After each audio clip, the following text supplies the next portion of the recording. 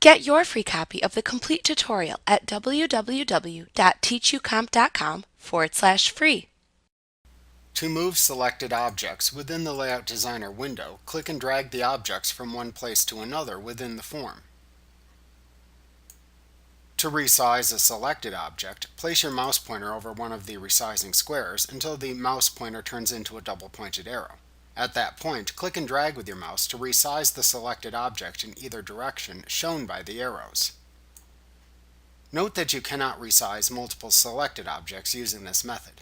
However, you can make multiple selected objects the same height, the same width, or the exact same size. To do this, first simultaneously select the objects that you want to make the same height, width, or size. Then click either the height, width, or size buttons within the Make Same button group in the toolbar at the top of the window.